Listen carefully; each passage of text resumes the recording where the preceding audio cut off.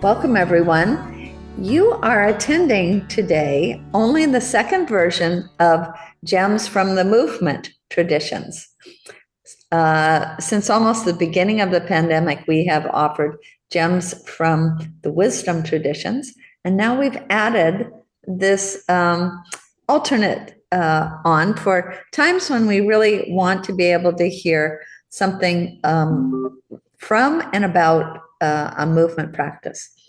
So, just to give you a little heads up, this will provide to you a little opportunity, always optional, for movement. So, just know that that's going to be part of what's going to happen today.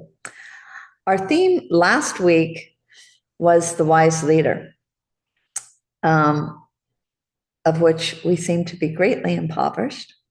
When I was considering how I was going to lead my NIA classes, and I always do something that is consonant with our theme for the week, I chose to have us all be moving with self-leadership. I thought that was one place we might be able to tap into some wise leadership, is through really wise self-leadership. And I think that's connected with this week's theme very much of self-emancipation. We have someone with us who is speaking for his at least second time. Is it your third time, Ryan? I want to say second time giving like a full talk or presentation, but I'm sure I've joined in the past and spoken quite a bit. Yeah. Maybe that's why. So Ryan Quirk is someone who is the author in 2023 of an 18-year-old's guide to self-mastery, how to master your life from the inside out. And this seems to be a very relevant topic if we're going to be taking up this idea of self-emancipation, freeing ourselves.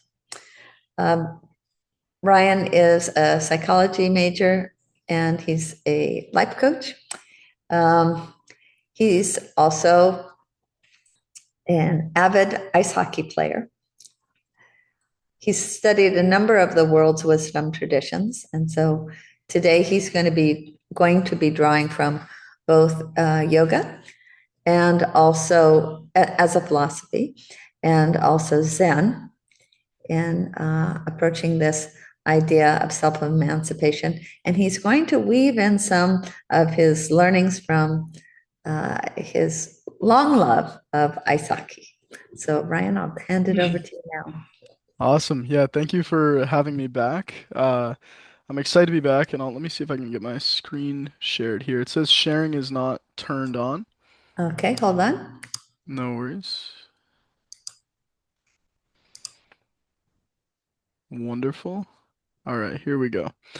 Yeah, last time I had the privilege to speak, I got the chance to talk about Buddhism, and so today I'm excited to bring back more Eastern philosophy, but tie it in with one of my other favorite things outside of Eastern philosophy, which is ice hockey.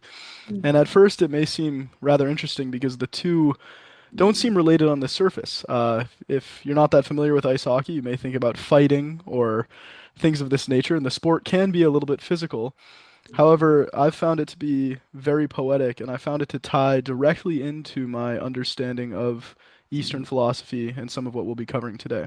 So, thank you for joining me, and this will be a little bit about my journey, some of the battles with physical injuries, some of the mental battles I went through, and how I was kind of able to apply Zen, Eastern philosophy, yoga practices into overcoming that, and how I still apply that today and in my life. As this Wednesday, I have a championship men's league hockey game.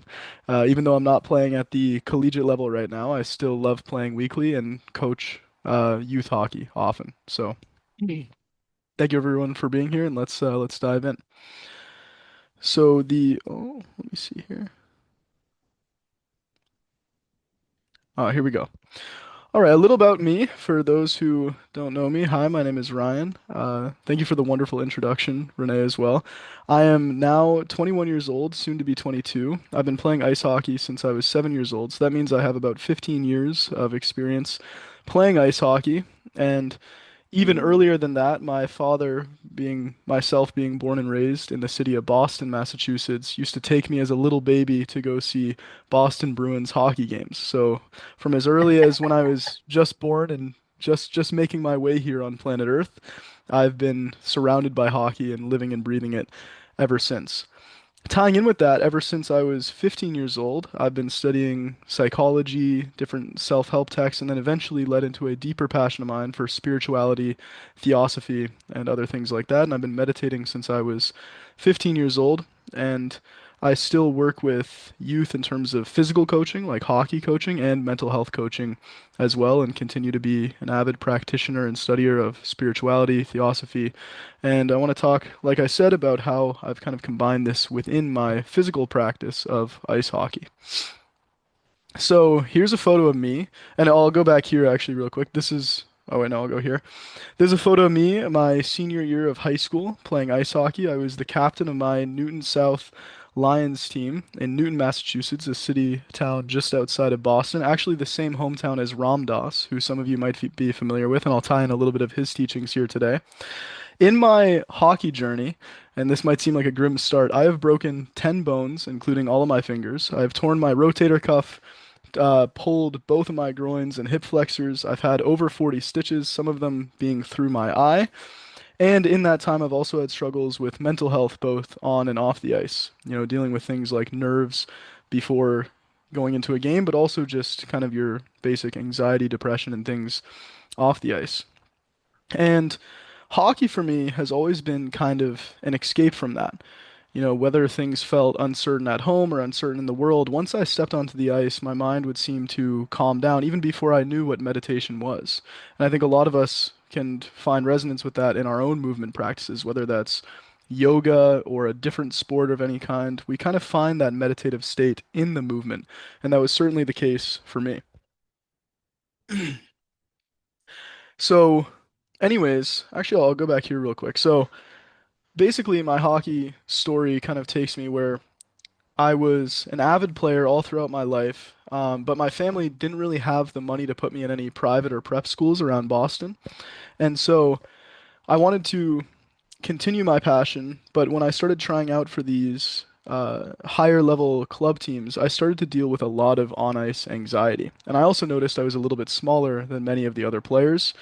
And so it was during that time that I was getting injured and dealing with all types of things. And it had never ever occurred to me to meet with a sports psychologist or a counselor. I kind of just put up with these things and struggled through them along the way. And it wasn't until I uncovered teachings of mindfulness, different athletes who had studied Eastern philosophy. I have a photo of Kobe Bryant here. He studied a lot of Eastern philosophy that I was able to start to overcome some of these physical and mental battles. And I remember most specifically, probably my worst physical injury was I was 14 years old and I was going to go try out for the high school team and I was playing in a game and I got hit in my right forearm and it broke clean in half. Uh, my luckily my bone was not popping out of the skin. I don't want to be too graphic for anyone who's a little sensitive to imagery like this, but it was a pretty gruesome injury and I was about an hour's drive from the nearest hospital, which was back in my hometown, and the rink had no medical equipment. So a doctor from the stands came down and took my own hockey shin pad and put my broken arm in there with ice that came from the Zamboni to keep it numbed and a little better so that I could make that hour drive back to the ER where I could have the doctors eventually set the bone back into place and then get it casted up. So I've been through kind of those kind of battles. And for me, that healing process taught me a lot about myself, taught me a lot about movement and kind of recovery and healing of my physical body. But maybe more so than that were the lingering after effects of dealing with, a lot of anxiety following that injury and being afraid to step back on the ice. And that's when I stumbled across the teachings of mindfulness and Zen. It was through this recovery process that I struggled with anxiety, ill health, but I was talking to my grandfather, who was a psychologist at Stanford and Harvard University, and he had had the chance of working with Ram Dass, and he handed me a copy of Ram Dass's book, Be Here Now. And that was such an interesting concept to me because my whole life, all these teachers I had, hockey coaches I had, were telling me to focus only on the future. Focus on the next team you want to make, the next assignment you want to do well in school, the colleges you want to go to. But I hadn't really heard of this concept of be here now, be mindful, be in the moment, live in the moment. And that was my favorite feeling I got playing hockey, anyways, when my mind was calm and still, and I could just completely be with the task at hand and with the task in front of me. And so I read Be Here Now at 15 years old, and I began a regular practice of meditation. And it was at that time when I was going through this long process of healing my arm and going through the rehab and the recovery necessary that I also found out that there were very elite athletes, the likes of Kobe Bryant, who many of you may be familiar with, very successful basketball player, unfortunately passed away a couple years ago.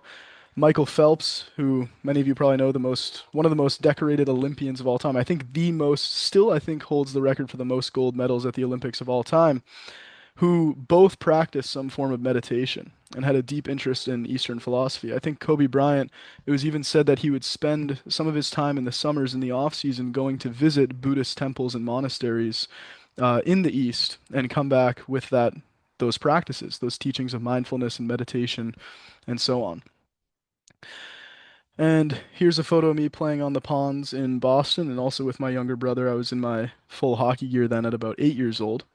And this is how my practice evolved. So I started with just this introduction to meditation just to kind of try to calm my nerves that I was experiencing with school, with hockey, but it eventually led into something much deeper than that. It was through uncovering these teachings that not only did I see my play improve on the ice by being able to calm my mind and really embrace the recovery process of going through that healing journey, but I also started to realize in the process of trying to heal my mind and body that maybe what I was beyond my mind and body.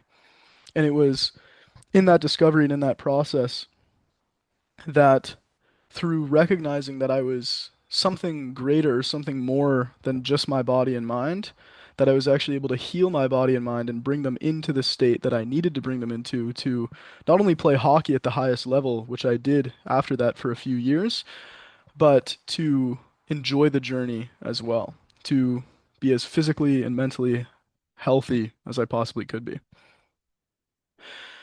And so some of the core philosophies that I used coming from both Buddhism and Zen and yoga, one of them that I really, really held on to was from the Bhagavad Gita, which is be detached from fruits. I used to, for those who aren't familiar with that teaching, that just means to focus more on the action itself rather than the outcome.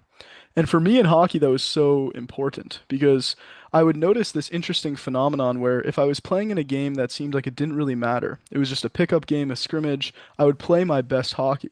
But if I was playing in a game that I attached a lot of kind of mental attachment to, and I was like, oh, I really need to win this game. If I don't play this game well, then something's wrong, something's off. I would find that I would actually play a lot worse by having that attachment to the outcome. And so I started to embrace this philosophy of my job is to go out there and have fun and live in the moment and be in the moment. And whether we win or lose, my job is just to do the absolute best I can. And that brought a lot of weight off me. And it not only brought a lot of weight off me in hockey, but in school where I wasn't always the best student or the best with homework or anything like that. It also took a lot of weight off me there as well. The other philosophy that I came to was that you are more than your mind and body. And that's something that's really, really helpful to know when your mind and body are struggling, when you're dealing with negative or intrusive thoughts, or your body is going through some type of health challenge or recovery. It's easy to be very identified with the mind and body when your mind and body are doing really well. But it's more difficult to be solely identified with your mind and body when they're in a state of struggle. And so for me, recognizing that there was some deeper essence to me through these Eastern philosophies, through the practice of meditation, that I could begin to awaken into and experience in a more deep level, in a more deep way, was very beautiful and very helpful for me, considering I had so much struggle with my mind and my body during this time. The other teaching that I came into was this kind of threefold teaching of simplicity, presence, and being of service. I noticed that I played my best hockey when I didn't just play for myself, but I played for my teammates next to me. I would start to offer rides to the younger guys who couldn't drive on the team, and when I thought about what can I do to help my team win and help my team do well, and not just help them win, but help them feel better about their games, help them develop, I actually found it really accelerated and developed my own game as well. As I said, presence, being in the moment, not being so attached or thinking about the future or thinking about the past was of a lot of benefit to me as an athlete who regularly dealt with nerves and nervousness, and also this idea of simplicity. I always had this idea when I was younger that what the best players are doing in hockey or in any sport must be so complicated that I could just never do it. And what I really found is that the masters at any craft, whether it be hockey, some other sport, are really those who have mastered the basics. It doesn't mean that their practice doesn't evolve gradually into more complexity, but the reason why Lionel Messi is one of the best soccer players in the world is he's so phenomenal at the basic, simple repetitions of kicking a soccer ball, dribbling a soccer ball. And I found the same to be true with hockey. I didn't need to learn some fancy new move that I'd only seen performed once before. If I could show up regularly, consistently, without being so attached to the outcome, and just really hone in on those basic principles again and again and again, that seemed to lead to mastery over time.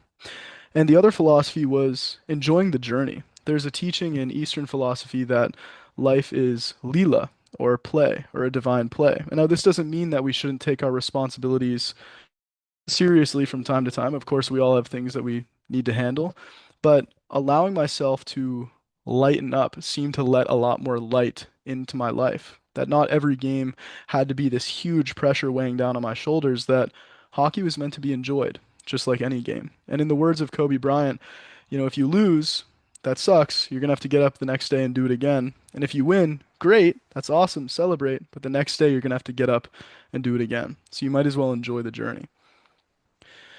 Here's some different quotes from different teachings that I pulled from during this time and still pull from today, which is one of my favorite ones is Zen is doing one thing at a time without overthinking. I think that is such a beautiful and simple teaching and one that we could all benefit from, not just in a given sport or movement practice, but in our lives. Another one is Zen is the art of stopping thought. Again, very simple, not necessarily easy, but a very simple teaching that has offered me a lot of guidance as someone who has really struggled with overthinking at times. The other one is from one of my other favorite teachers, and a teacher who's very, very close to my heart, Yogananda. He says, the goal of yoga science is to quiet the mind sufficiently enough as to hear the inner counsel. And that was really powerful for me. I would get into these states of overthinking, oh, what if this coach likes me? What if they don't like me? What if my teammates like me? What if they don't like me? Just going back and forth in my mind. But that when you can calm and quiet the mind sufficiently, you can hear your own intuition, whatever you want to call that deeper layer of wisdom that exists within you. The other one from Ram Dass, quiet the mind to open the heart. I found that when I was not as attached to the outcomes and my mind was more calm on the ice, I could be of much greater service to my teammates and even to the other team. So even in a game where we lost or we win, yeah, I could still demonstrate good sportsmanship at the end and shake all their hands and hop off the ice. Quiet the mind so the soul may speak from the Buddha. That's a very beautiful one. And another one, which is health is the greatest wealth. An idea that rung really true for me as I was going through these challenges. I stopped seeing them as punishments given against me and more so as preparations so that I could better understand my mind and body. In fact, it was in my senior year of hockey that I eventually became a captain, all-star of my team, leading point scorer. And I say that not as some personal ego boost, but because had I not broken my arm my freshman year and gone through that challenge, I don't think I would have taken as good of care of my body and my mind and gotten into these teachings in the first place that eventually led to that later success. Um, and I think that's really powerful to look at is that when we're going through a challenge in the moment, it can seem really difficult. But when we look back at it, we often see that it was the greatest lesson or preparation for us and it becomes kind of the groundwork in a way for our future well-being. So, some of the other core practices that I used during this time and to this day was meditation. light breath work just before the games, kind of taking long, slow exhales to relax my mind and relax my body. I used physical yoga to loosen up my body. When I was dealing with all these injuries, my muscles got really tight, and I still use that one to this day.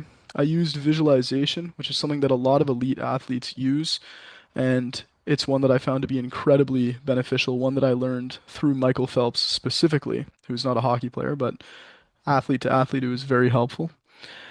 I also used affirmation. My hockey number was the number 29. And so anytime that I found myself lost in thought or struggling, I would just repeat in my mind again and again, 29, 29, 29. And to me, that was kind of a symbol of strength, well-being, and the passion that I had for the game. And it's one that I still use. If I'm getting frustrated in traffic and there's a driver who cuts me off, I'll just kind of repeat to myself, 29, 29, 29. It kind of brings me back to my center.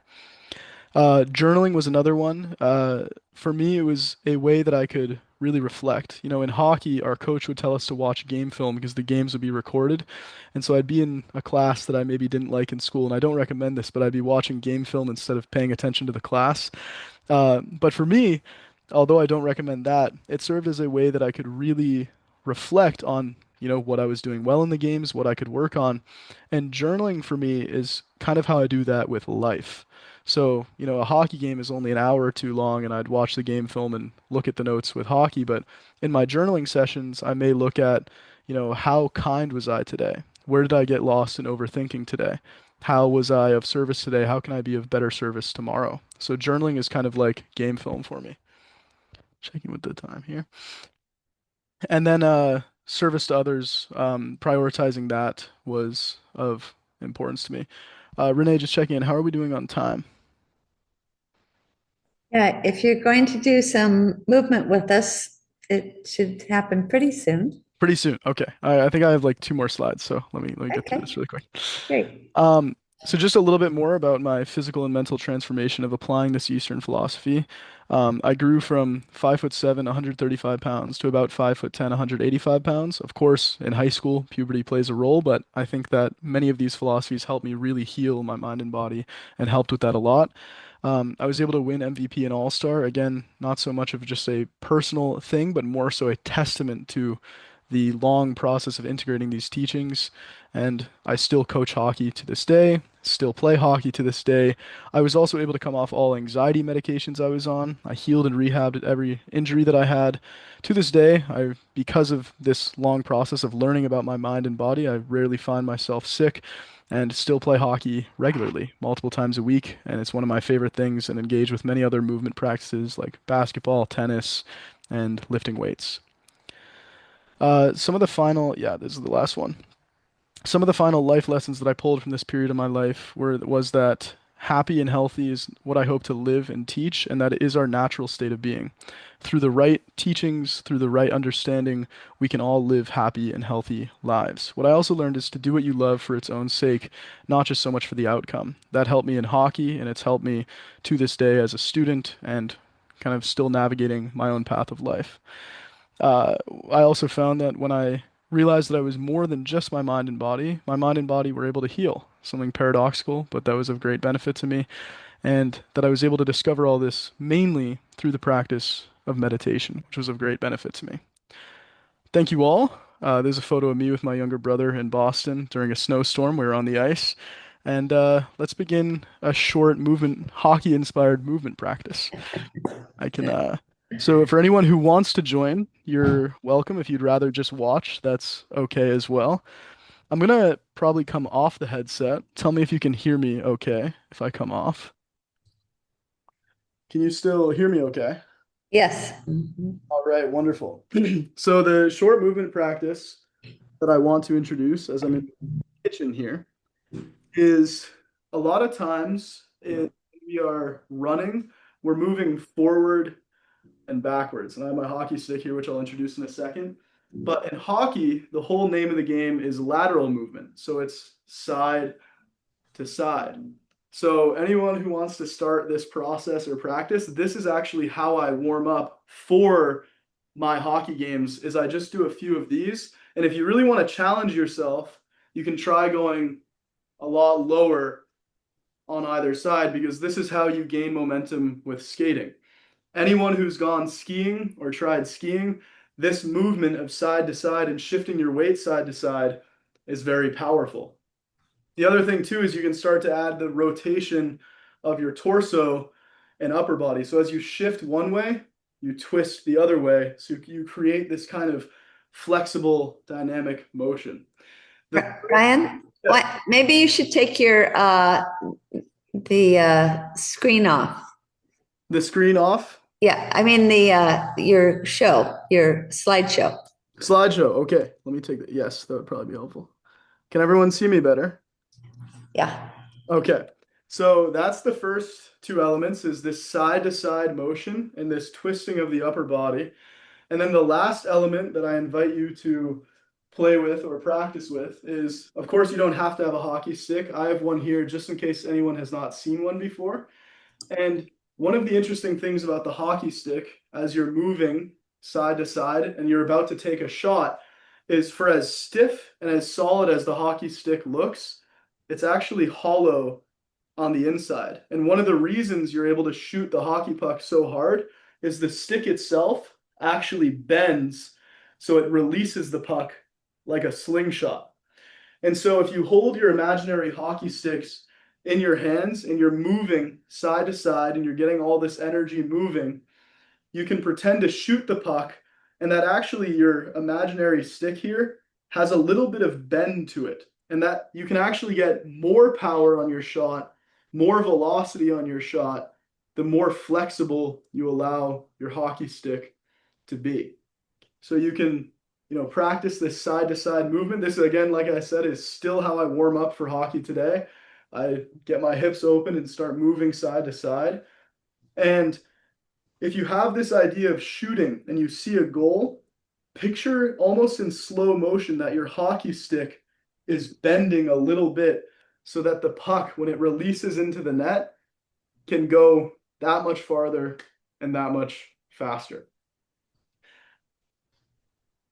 And I guess one final element that I'll add before ending off this small movement session is that the best hockey players do all of this while keeping their head up and their eyes still, so that even as they're moving side to side, even as they're stick handling the puck and handling the puck, their head stays up at all times. So it takes a level of intuitive feel to feel where the puck is instead of just directly seeing it at all times. So keeping the vision steady, moving side to side. And again, you can challenge yourself by going lower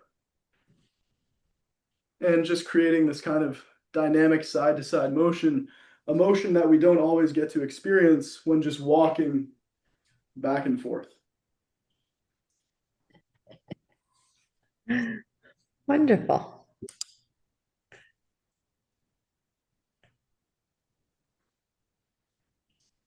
Thank you all Yeah. so much for joining and participating in the movement practice. And I'll get my headset back on here.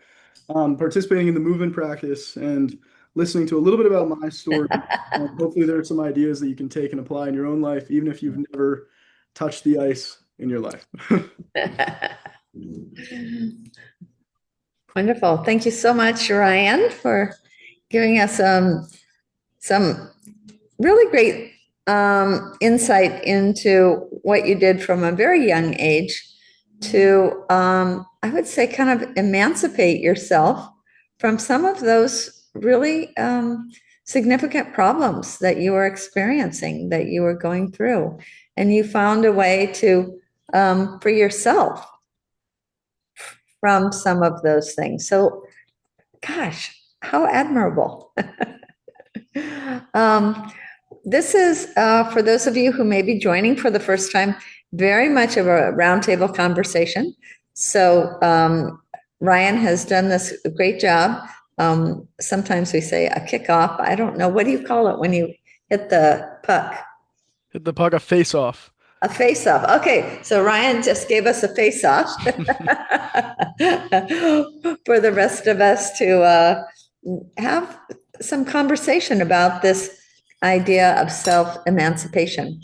in our Still a Moving Center almanac, you might have noticed when you got your invitation at the bottom of your invitation, we had the quotes for the week from our almanac. And the first quote of the week is from Gabrielle Roth, who was really a very formative person in the world of dance, where everything was supposed to be very well practiced, very precise, quite choreographed. And she she created a practice called five rhythms dancing. And she says, do you have the discipline to be a free spirit? Do you have the discipline to be a free spirit? I think that's something relevant to our conversation today. So, do we have a leadoff question or comment?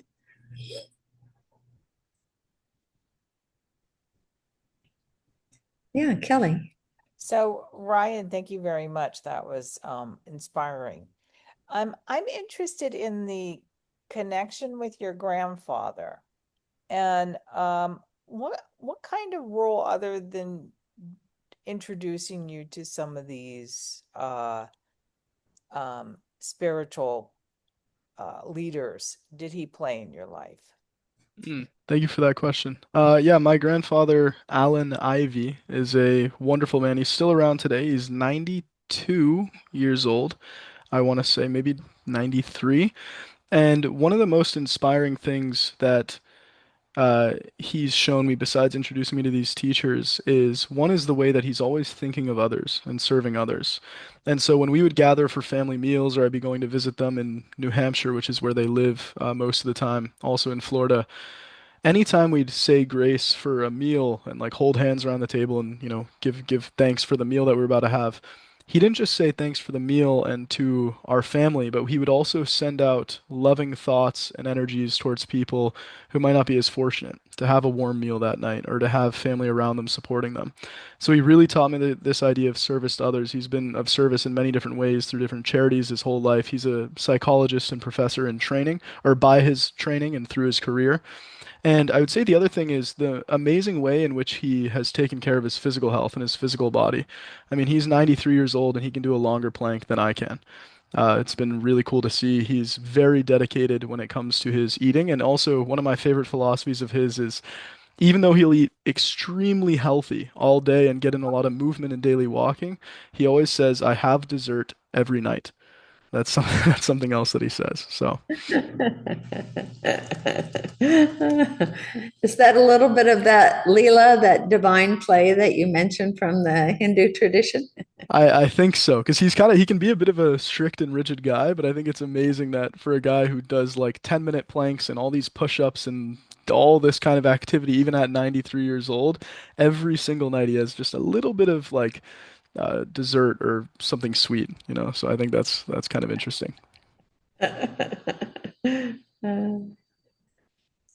What do you think he has self-emancipated from? From what has he self-emancipated? Mm, that's a really good question. One of the biggest things I would say he is self-emancipated from is conditioning. He was born, I believe, I want to say in 1933. I might not be getting that exactly right. Yep. He about then. So he was, and his father and mother, as he has told me, were very racist. And he still appreciates the way that they were able to provide for him and his siblings, but it was during a time where cultural ideas were different. And so it was through his own journey of studying psychology and becoming a student of psychology and traveling around the world through his teaching that he was able to emancipate himself from that conditioning. And to this day, I would say he's a very open person, and he always tells us, treat others, no matter their skin color, background, culture, anything, with the utmost respect and love. So I would say that he emancipated himself from his conditioning, cultural conditioning. Great answer.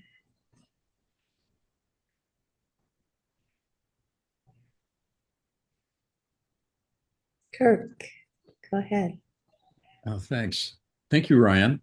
Uh, it's It's always a thrill to hear your story. Um, I was just wondering because sometimes and I haven't watched that much hockey, but um, some of the recent footage that I saw, for example, in the with the Olympics, is these very intricate team plays that also where everything's in motion and yet um, like three or four passes right around the goal, and suddenly, the puck is in the net, and which just seems like incredible level of coordination in team play. And whereas you also have these superstars who just have these really outstanding, almost magical skills that and are praised and honored for that. So the question is, both as a coach and as a player, how do you um, how do you emphasize team play as opposed to like individual stardom? Mm, that's a really good question. Uh, I guess I'll start with saying with one of my favorite quotes from a book I read when I was really young about hockey. I forget the name of it, was that hockey is poetry in motion. And that's not always the part that gets shown on the highlight reels or things like that.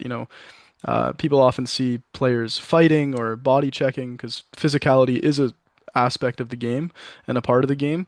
But really, what's amazing is hockey's played on a frictionless surface. And so everything is much quicker. Skaters move at 20 to 25 miles an hour. The puck can move as fast as 110 miles per hour.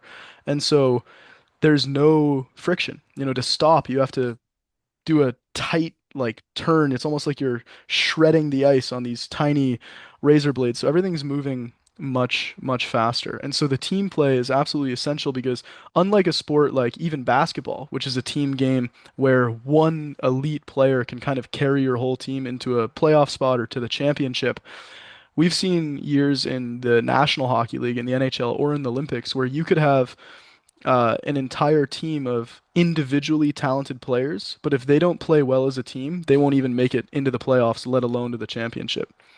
So hockey is one of those interesting sports where you do have these stars who can do incredible things and can definitely benefit the team they're on, but hockey has this culture and has been embedded with this culture for a long time of even the spiritual idea of self-sacrifice, of thinking of the team before yourself, of really playing well as a team. Because again, if even if another team has more individually skilled players, if the other team's players are faster or can shoot harder, if you play well enough as a team, and because the puck, as my coaches in Boston would say, the puck moves so much faster than any one player can move.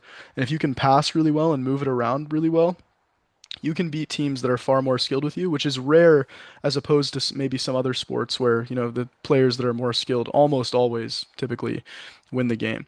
So I'd say it's very important. Another idea that what your question kind of brings up is one of my coaches said that hockey moves so fast that if you're trying to think about the play, you've already lost it.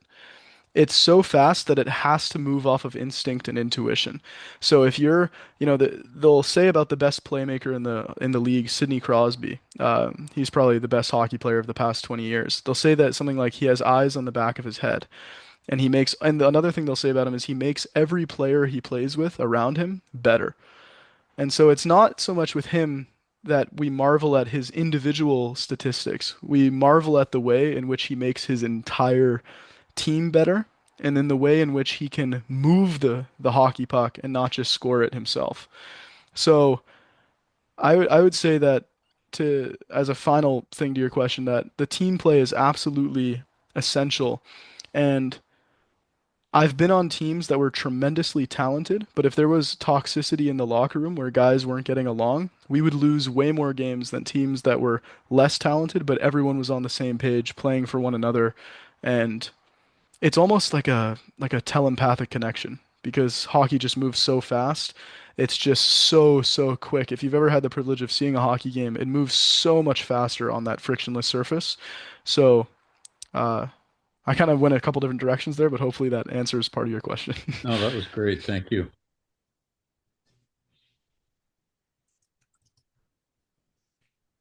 Yeah, I didn't realize the speed, you know, quality of the game. And when you mention how it has to be therefore played intuitively, one thing that comes to mind is what you mentioned about the best soccer player is he's got the basics. And so we need to, that's part of that discipline of being able to uh, let go of, okay, first I do this and then I do that. And this, you've gone through the discipline so many times that the movements come naturally to you as you need them. Um, and so that is part of the discipline that allows you the freedom to really play the way that you need to play to be working at the highest levels. And it's interesting that you tied in that intuitiveness in one's own play to intuitiveness in regard to fellow players. Mm, I mm, think that's a very interesting correlation.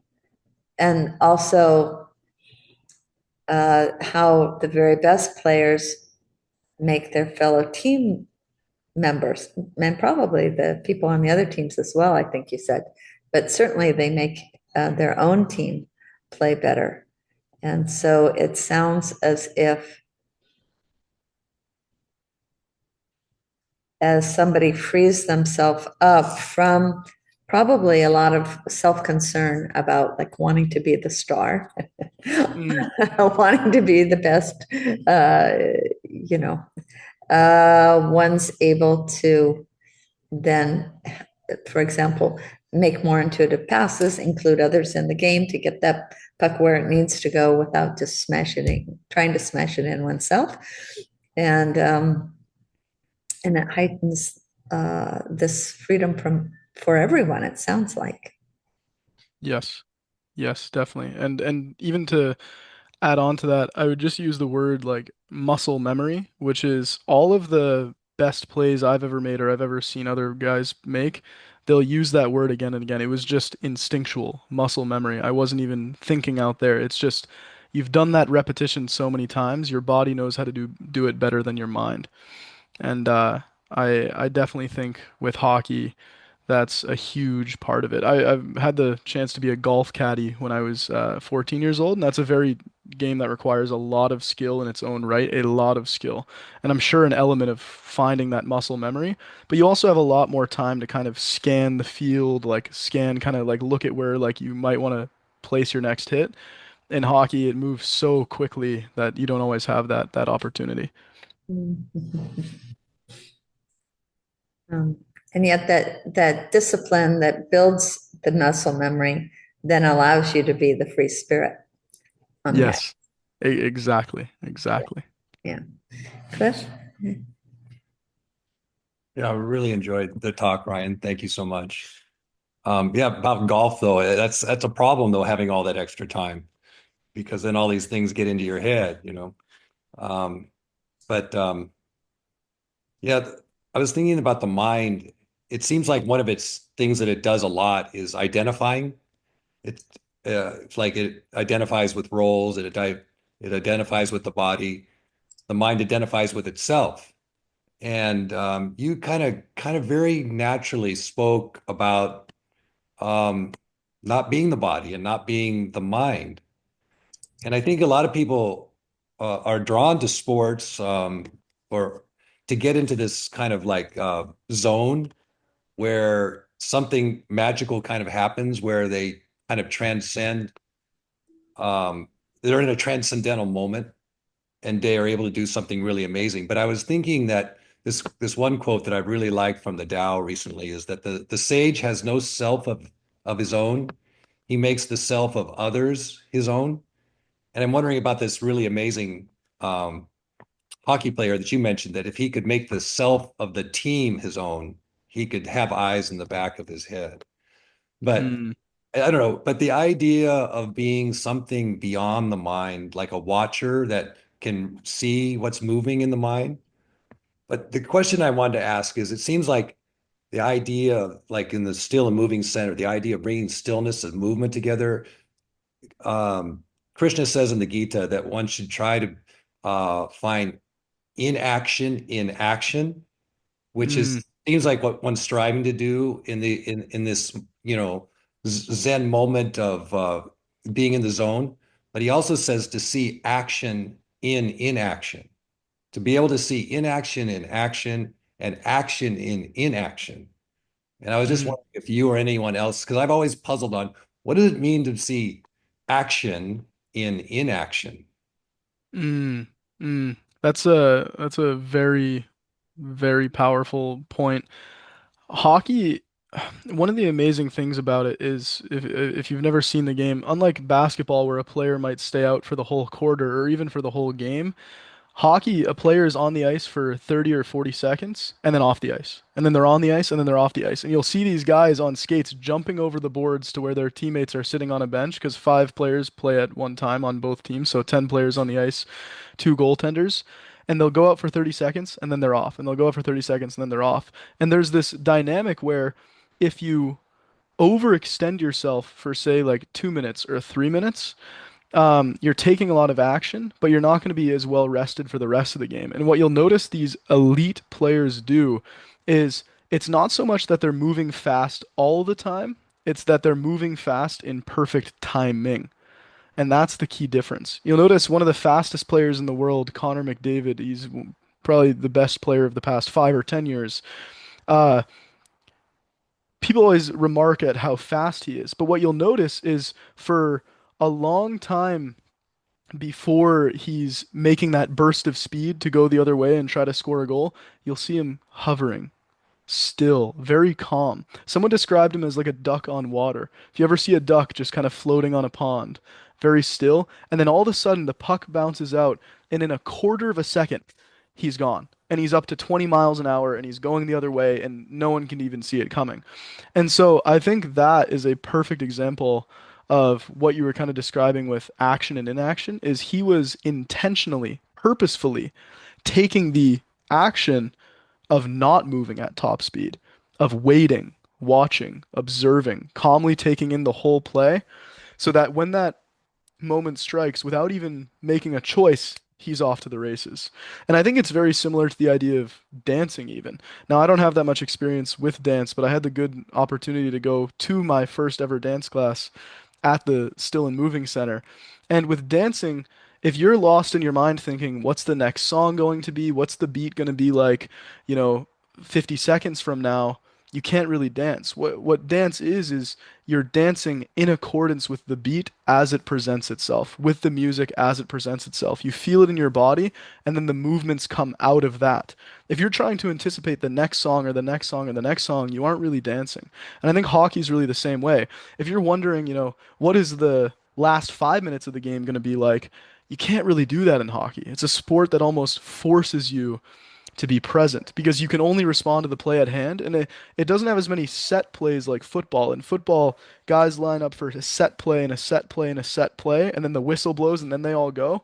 Hockey, the only time the whistle blows is if a goal is scored or if the puck goes like out of the rink. So the whole time the puck is in play, there's rarely ever two plays that are exactly like another. So you have to respond intuitively in the moment. And in that way, it feels a lot like dancing. So this intricate interplay that Kirk observed between or amongst team members was not pre-programmed, Uh, like I'll, like a so football play. I'll tell you that it's not that it's so each player still has a position, but a position instead of being something very rigid, like for example, in soccer, if you're a defender, I'm pretty sure you're rarely ever going past the halfway point of the field. In hockey, a defender is still a defender, but they might be in the offensive zone and they'll even switch positions mid-play. So someone who was a defender, if they get the puck and they have the best chance to score, someone else is going to have to immediately recognize, say, a forward and jump back and cover their defensive spot. So there's a type of a structure, but it's very fluid. It's very, very fluid. The right winger will be on the left winger's side, and they'll be crisscrossing and flip-flopping and moving all around because, again, there's no stopping. Unlike running, where you kind of run and then stop, even when you stop pushing your stride, you're always gliding on the ice. There is no stopping. So a quick interjection there, Brian. But in practice, do you ever do like repetitious team plays where you're all going down near the goal, you're kind of all set up in a certain way, and some guy turns and the other guy shifts behind, and the other guy does that, and then the fourth guy hits the puck into the goal? Yes, yes. Yeah. So I guess in that way, I guess the way I would describe it then is it's kind of like a choreographed dance where it's not like one player is staying in one spot, but there is a loose structure of plays in which every player is moving into the other player's role to try to kind of throw off the other team. So there are set plays, so to speak, and then who is going to actually make the play happens in the moment. Happens spontaneously. Ah, okay, like there's a certain setup that will go to across the ice, and then we'll go straight or something like that. Yes. Can you give one example? And it has, For probably has example, a name. if the way that I could kind of describe this is, let's say there's a 2-on-1, which means like two players on the offensive side of the puck break free, and there's only one defender who's defending them, and then there's the goalie. So the two players are going in, but it's not like one set play. It's kind of a spontaneous read of the situation. So if the defender is playing more of the player with the puck is going to do his best to pass it to the open player so that he can get the best shot on goal. But this happens within a matter of like 3 seconds. So if that defender is guarding the guy without the puck, then that guy has to make a chance to, like, take a shot on goal or get a rebound. So that's just like one example where there could be the set play that you call a 2-on-1, but the potential outcome that could unfold in a matter of 3 to 5 seconds is 5 or 10 different outcomes. That's pretty fluid.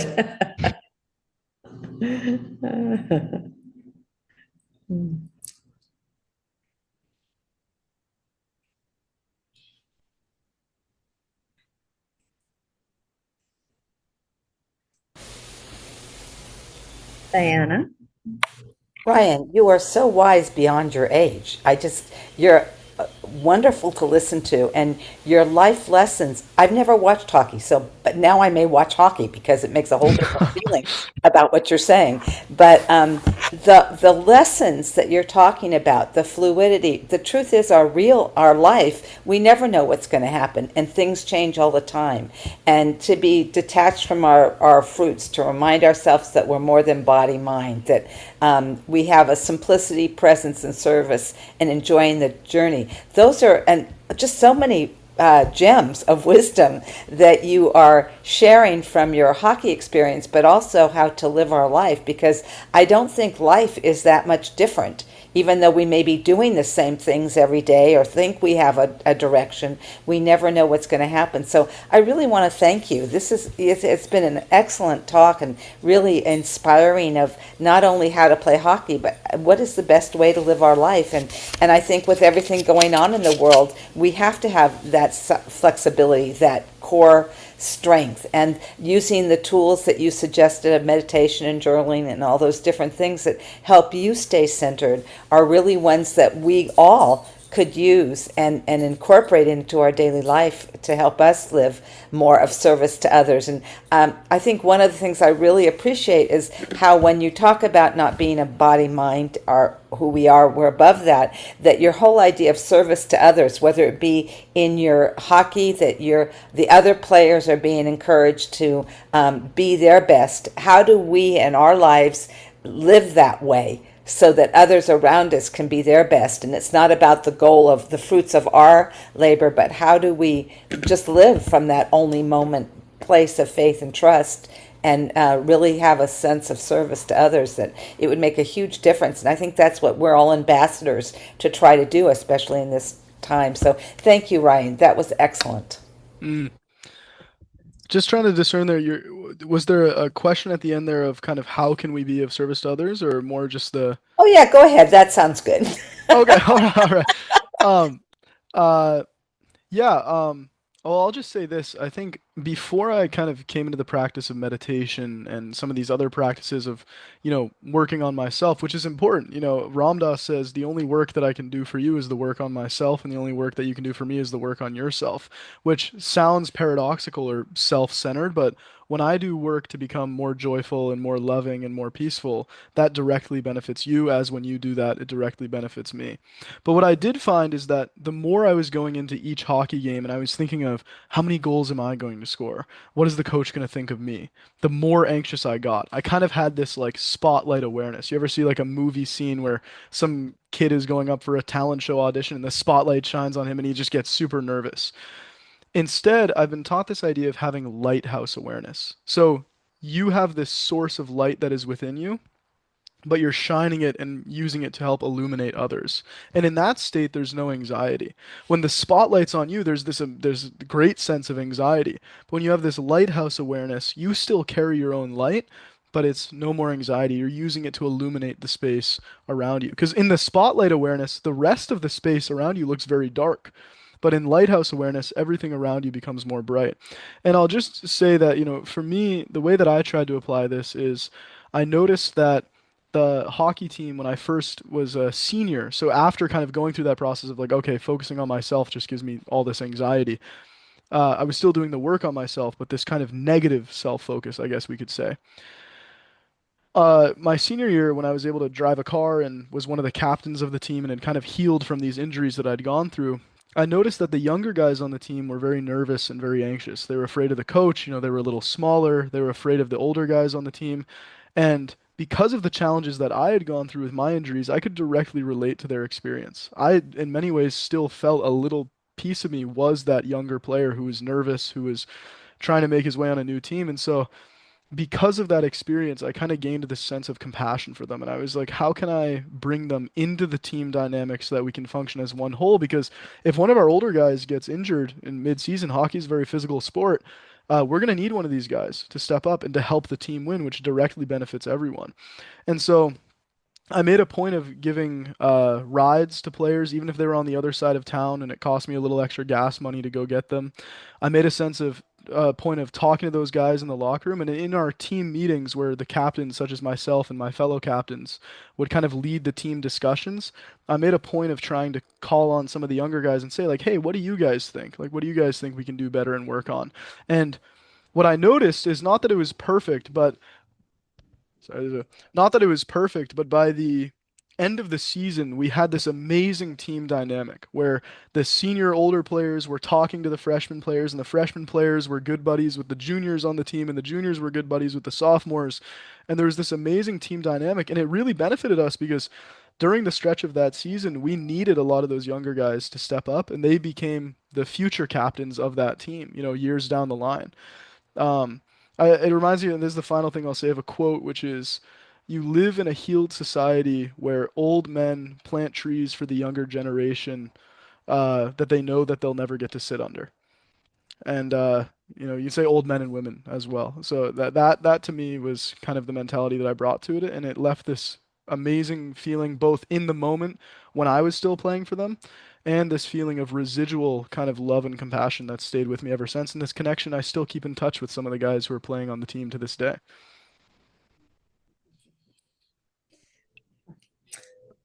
That's so heartwarming. I'd like to wrap up by telling you a little bit about next week, and then by asking someone if they would be so kind to give a vote of thanks to Ryan Quirk on behalf of all of us for what he has provided to us today in terms of some really insightful gems from a wisdom tradition or a number of wisdom traditions, but also from a movement tradition. So next week we are going to be talking about evolving the human body, and someone who's with us this week, Kelly Fraser, is going to be speaking. She is by profession a geneticist, so I think it's going to be really interesting to take up this conversation of evolving the human body with some of the really amazing forward steps science has taken in the field of genetics, and how much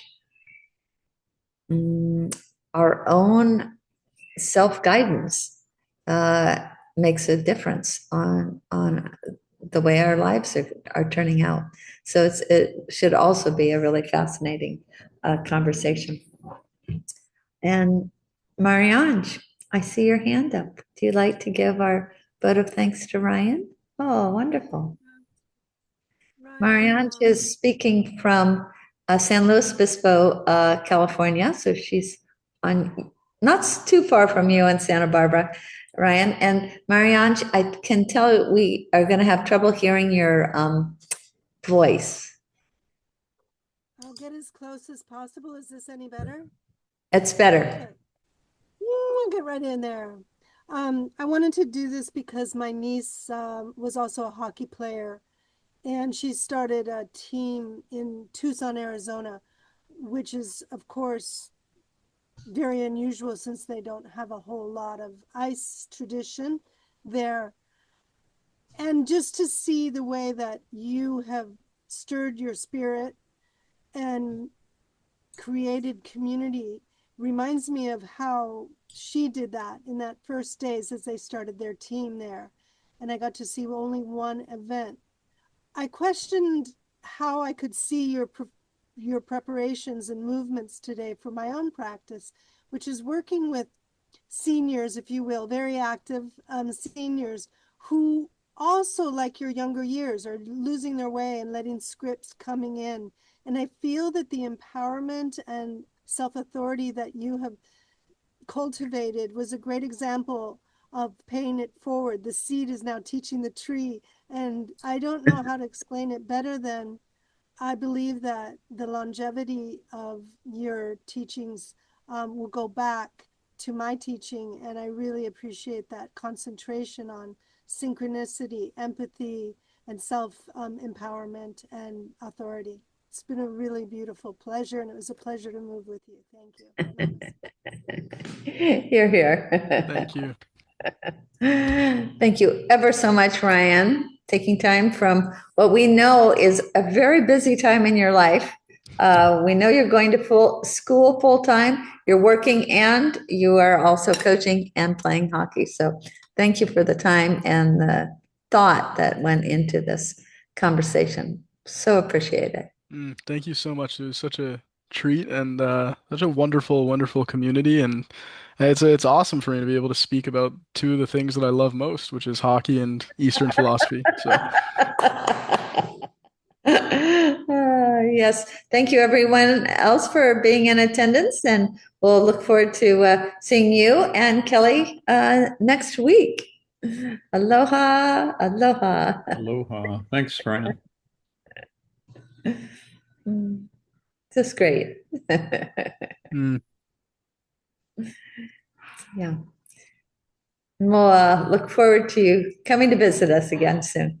yes, yes, that would be wonderful. And I want to see if I can try to make that one next week that you mentioned. Soon my weekend schedule is going to be freeing up, so like Friday, Saturdays, and Sundays, because that one sounds fascinating. The human genetics. I believe like April 5th is when my schedule changes with that, but we'll definitely be in touch, and hopefully after that point I can make some more of these. Sounds good. Awesome. All right. Aloha nui.